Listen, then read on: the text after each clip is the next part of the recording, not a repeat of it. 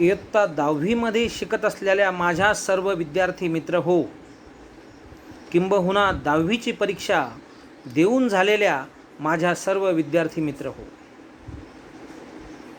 10वी नंतर काय करायचं आहे तुम्हाला, ही काही समस्या नाही आहे मित्रांनो. 10वी नंतर तुम्हाला काय करायचं आहे ही तर एक संधी आहे. 10वी नंतर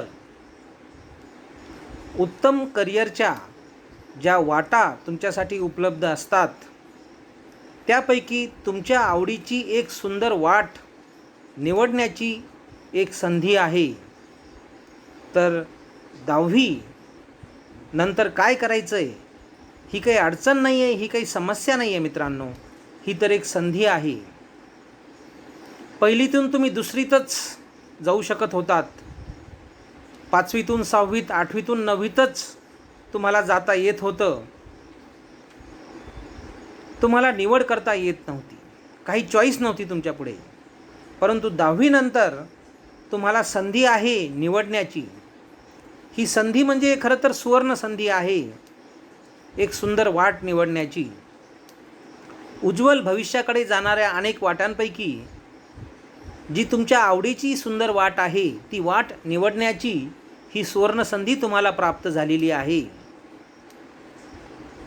तुमच्या वाट्याचं आकाश तुमची वाट पाहत आहे.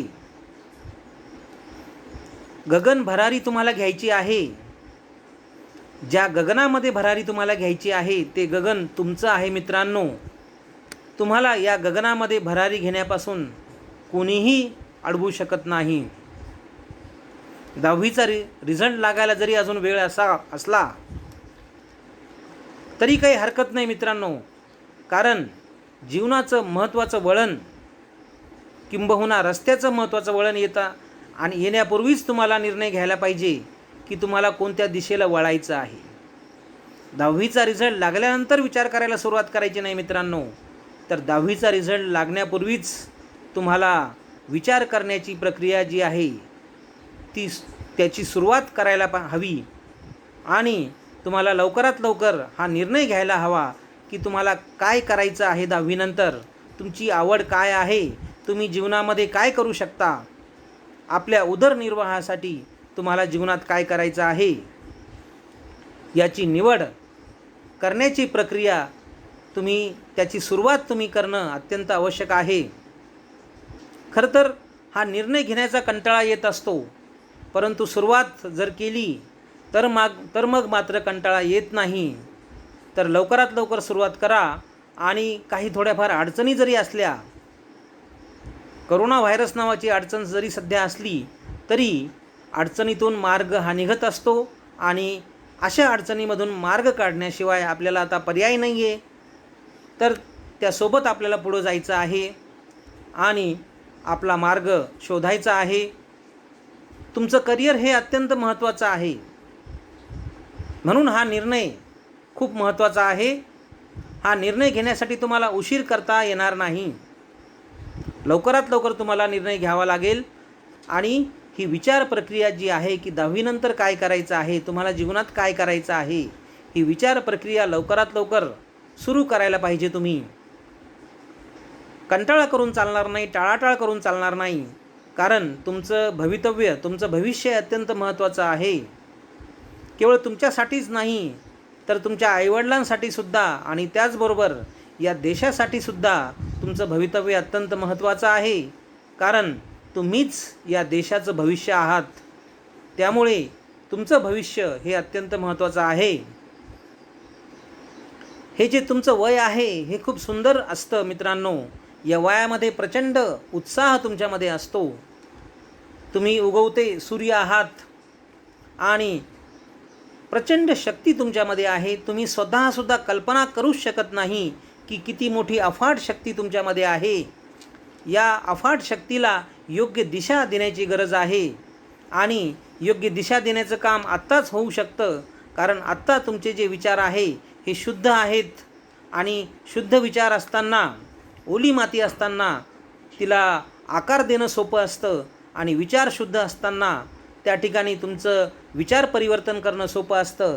तर आता तुम्ही तुमच्या विचारांना योग्य वळण द्या. तुमची स्वप्नसुद्धा मोठी असू द्या, आहेतच तुमची स्वप्न मोठी, तर ही मोठी स्वप्न तुमची पूर्ण करण्यासाठी जीवनाच्या या वाटेवर जे वळण आलेलं आहे, त्या वळणाच्या वेळेला तुम्हाला योग्य वाट ही निवडायची आहे आणि त्यासाठी गांभीर्याने विचार करणं मात्र गरजेचं आहे.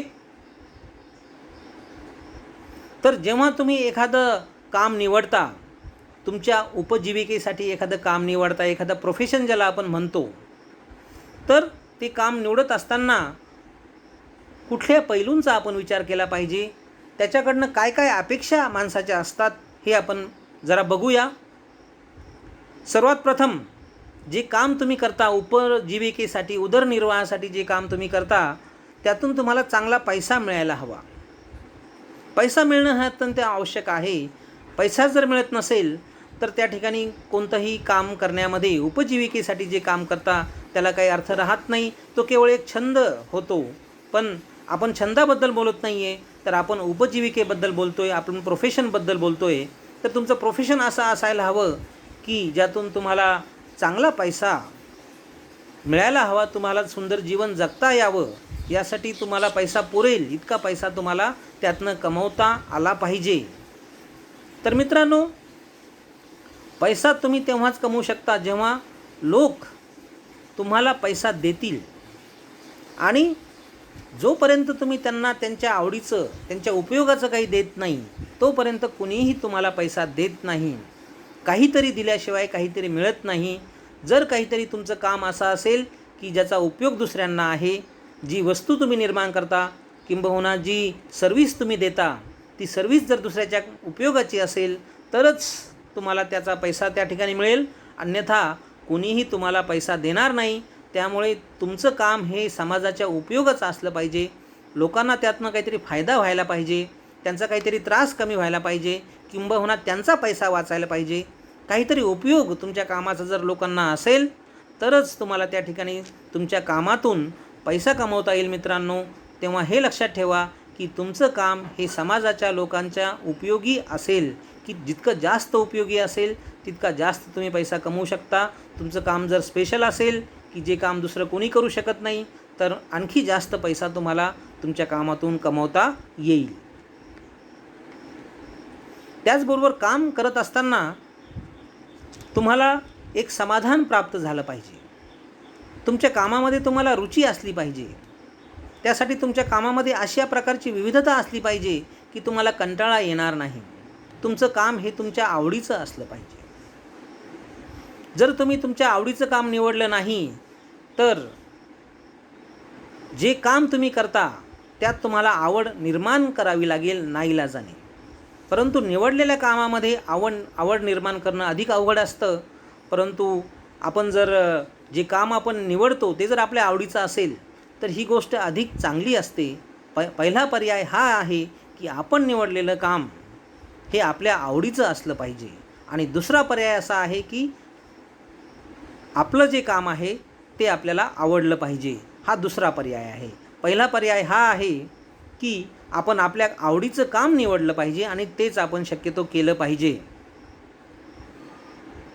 त्याचबरोबर तुमच्या कामामुळे तुमची एक ओळख निर्माण व्हायला हवी. तुमच्या कामाचा दर्जा असा चांगला असला पाहिजे की तुमच्याकडे लोक ते काम करून घेण्यासाठी लांबून आले पाहिजे. तुमच्या कामाला एक दर्जा असला पाहिजे जेणेकरून तुमच्या नावाचा एक ब्रँड तयार होऊ शकतो की त्याद्वारे की ते काम करण्यासाठी, जे काम तुम्ही करता ते काम करण्यासाठी लोकांनी तुमचीच निवड केली पाहिजे. ते काम करून घेण्यासाठी तुमची निवड झाली पाहिजे आणि प्राधान्य हे तुम्हाला मिळालं पाहिजे ते काम करून घेण्यासाठी. अशा पद्धतीने तुम्ही चांगलं काम करू शकता आणि आपल्या कामाद्वारे स्वतःची ओळख निर्माण करू शकता.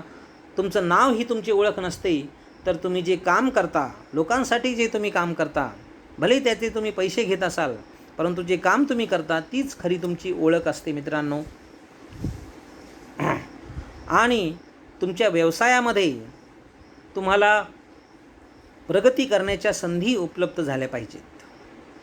तुमच्या व्यवसायामध्ये तुम्हाला प्रगती करता आली पाहिजे. तर मित्रांनो, तुमचा व्यवसाय जर अवघड असेल, आव्हानात्मक कामं जर तुमच्या व्यवसायामध्ये असेल, तरच तुमच्या व्यवसायामध्ये प्रगती होऊ शकते. तुमचा व्यवसाय जर खूप सोपा, खूप सहजपणे सुरळीत जर चालला असेल, याचा अर्थ असा आहे की तुमच्या व्यवसायामध्ये प्रगतीच्या संधी खूप कमी आहे, प्रगतीची शक्यता खूप कमी आहे. त्यामुळे आपल्या व्यवसायामध्ये आपण, आपल्या कामामध्ये आपण सतत बदल करत राहायला पाहिजे आणि जे काही आव्हानं येतात ती आव्हानांचा आपण स्वीकार केला पाहिजे आणि त्यावर आपण विजय मिळवला पाहिजे आणि चांगलं काम आपण करून दाखवलं पाहिजे. तरच तुम्हाला प्रगती करण्याची संधी त्या ठिकाणी उपलब्ध होईल. आपल्या व्यवसायाकडून आपल्याला अपेक्षा असतात की आपलं कामाचं जे ठिकाण आहे ते आपल्या आवडीचं असायला हवं. काही लोकांना एअर कंडिशन ऑफिसमध्ये काम करायला आवडेल, तर काही लोकांना निसर्गामध्ये काम करायला आवडेल, काही लोकांना बाहेर फिरायला आवडेल. टूर्स अँड टुरिझम यासारखा विषय जे कोणी निवडतात, हा व्यवसाय जे कोणी निवडतात, त्यांना फिरण्याची आवड असली पाहिजे.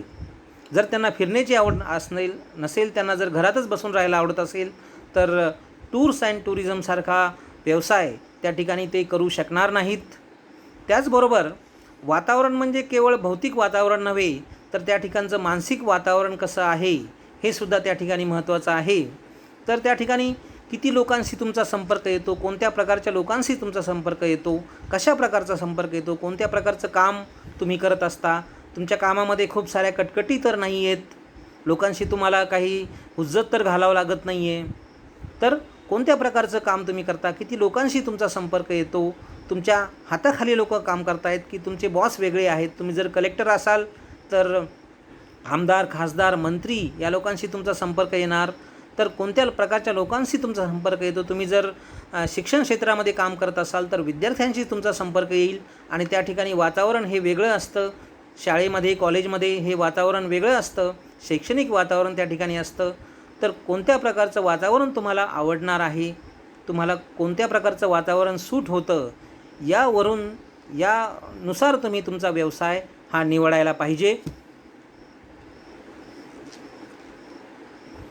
तुमच्या कामाचे तास देखील अत्यंत महत्त्वाचे आहे. तुम्ही किती तास काम करू शकता, 8 तास काम करू शकता, 10 तास काम करू शकता की फक्त 6 तासच काम करू शकता.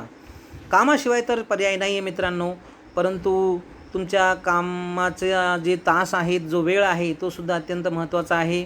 कामाव्यतिरिक्त तुम्हाला इतरही कामं असतात, तुमच्या कुटुंबासोबत तुम्हाला वेळ घालवायचा असतो.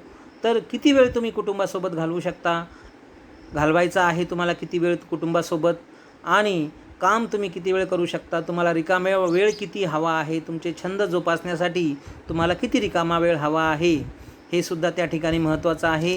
काही लोक तर खूप वेळ काम करूनसुद्धा आपल्या कुटुंबाला वेळ देतात. मी असे सुद्धा लोक बघितले की जे रात्री 10 वाजता घरी येतात आणि 11 वाजता कुटुंबासोबत फिरायला जातात. तर तुम्हालाच ते मॅनेज करायचं आहे आणि तुमच्या कामाचे तास हे अत्यंत महत्त्वाचे आहे. तुमचं जीवन हे सुखी आणि सुंदर असलं पाहिजे. काम तर करायलाच हवं, परंतु काम हे आनंदाने करायला हवं. कामाचा तुम्हाला कंटाळा येता कामा नये, किंबहुना कामाचा तुम्हाला त्रास होता कामा नये, हे आपण पाहिलं पाहिजे. काही लोकांना जॉब सिक्युरिटी हवी असते, नोकरी जायला नको असं त्यांना वाटत असतं. परंतु मित्रांनो, तुमचं जर काम जर स्पेशल असेल, तुमच्यासारखं काम जर दुसरा कोणी सहजरित्या कोणी करू शकत नसेल, तर त्या ठिकाणी तुम्हाला घाबरण्याचं काही कारण नाही आहे. परंतु तुमच्या कामामध्ये काहीतरी कौशल्य असायला हवे, काहीतरी स्पेशल पद्धतीने तुम्ही काम करायला हवं. आणि तुमचं काम जर विशेष असेल, चांगलं असेल तुमचं काम, तर तुम्हाला घाबरण्याचं कारण नाही आहे की तुमची नोकरी जाईल की नाही. किंबहुना एखादा व्यवसाय तुम्ही करत असाल, तुमचा व्यवसाय जर चांगला चालत असेल आणि काळाप्रमाणे तुम्ही व्यवसायामध्ये बदल करत असाल, लोकांच्या आवडीनिवडीप्रमाणे, जशा लोकांच्या आवडीनिवडी बदलत असतात त्याप्रमाणे तुमच्या प्रॉडक्टमध्ये जर तुम्ही बदल करत असाल, तर त्या ठिकाणी तीसुद्धा भीती तुम्हाला बाळगण्याचं कारण नाही आहे. पण मित्रांनो, बदल करणं हे आवश्यक आहे आणि कुठलाच व्यवसाय किंवा कुठलीच नोकरी आजकाल तितकी सिक्युअर राहिलेली नाही आहे. आपल्याला कॉम्पिटंट असायला हवं आणि आपल्या कामामध्ये कुशलता असायला हवी, तरच आपलं जॉब हा किंवा आपलं कमाई, आपलं उत्पन्न जे आहे ते त्यामध्ये सातत्य या ठिकाणी राहणार आहे आणि सिक्युरिटी आपल्याला मिळणार आहे. त्यानंतर जे काय तुम्ही ठरवता ते तुम्हाला प्राप्त करता आलं पाहिजे. समजा MPSC UPSC परीक्षा जर तुम्ही देत असाल तर तुम्हाला कलेक्टर किंवा तहसीलदार व्हायचं असेल, नाही कलेक्टर तर कमीत कमी तहसीलदार होता आलं पाहिजे. त्या परीक्षेमध्ये तुम्ही पास झाले पाहिजे, की यश तुम्हाला मिळालं पाहिजे. किंबहुना जो काही व्यवसाय तुम्ही करता तो व्यवसाय तुम्हाला नीट चालवता आला पाहिजे, त्याच्यामध्ये तुम्हाला नफा झाला पाहिजे. तर तुमचं काम हे किती सोपं आहे, किंबहुना तुमच्या आवाक्यातलं ते काम असलं पाहिजे, तुम्हाला ते जमलं पाहिजे. तुम्हाला ते जमेल की नाही हे तुम्ही बघायला हवं आणि आपल्या आवाक्यात जे आहे, जे काम आपल्याला जमणार आहे तेच काम आपण निवडायला पाहिजे, हे सुद्धा बघणं आवश्यक आहे. त्यासाठी आपल्यामध्ये काय गुणदोष आहे हे आपण शोधायला पाहिजे आणि जे काम तुम्ही निवडता ते आजच्या काळानुरूप किती योग्य आहे हे